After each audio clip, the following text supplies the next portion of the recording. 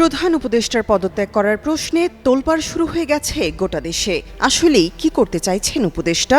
নির্বাচনই বা কবে হচ্ছে, নাকি তার আগেই মাঝপথে বাংলাদেশকে অস্থিতিশীল পরিস্থিতিতে রেখেই ক্ষোভ ও হতাশায় পদত্যাগ করবেন ইউনূস সরকার?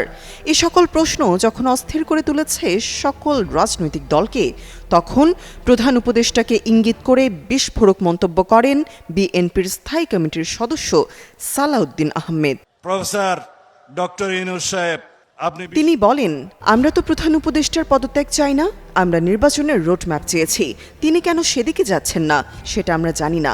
এরপরও তিনি যদি দায়িত্ব পালন করতে না পারেন, তাহলে জাতি নিশ্চয়ই বিকল্প বেছে নেবে, কারণ এটা কোনো ব্যক্তিগত বিষয় নয়, রাষ্ট্রীয় ব্যাপার। ওয়ালটন আবারও মিলিনিয়ার অফারে ওয়ালটন ফ্রিজ কিনে আপনিও হয়ে যেতে পারেন মিলিয়নিয়ার। মিলিনিয়ার ছড়াছড়ি দেশ জুড়ে, এটা শুধু ওয়ালটনই পারে। এর পরদিনই অধ্যাপক ইউনূস প্রধান উপদেষ্টার পদ ছাড়তে চান, এই আলোচনা আসে।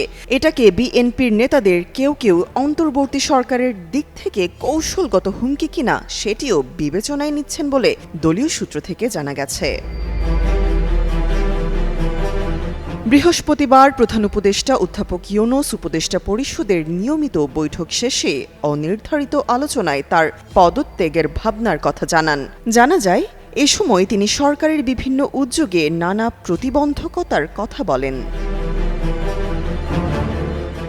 ক্ষোভ ও হতাশা থেকেই অন্তর্বর্তী সরকারের প্রধান উপদেষ্টা অধ্যাপক মোহাম্মদ ইউনূস পদত্যাগ করতে চাইছেন।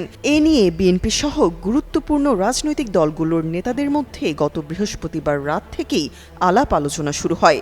সংশ্লিষ্ট সূত্র জানায়, অধ্যাপক ইউনূস পদত্যাগ করুন, এটা কোনো দলই চায় না। তবে দলগুলো অন্তর্বর্তী সরকারের কাছ থেকে জাতীয় সংসদ নির্বাচনের সুনির্দিষ্ট সময় চায়। সন্ধ্যায় বিএনপি এবং জামাতের সাথে প্রধান উপদেষ্টার বৈঠক হবার কথা রয়েছে। সেখানে চলমান রাজনৈতিক অস্থিরতা সহ বিভিন্ন গুরুত্বপূর্ণ বিষয়ে আলোচনা হতে পারে। তামান্না তাবাসসুম, যুগান্তর নিউজ।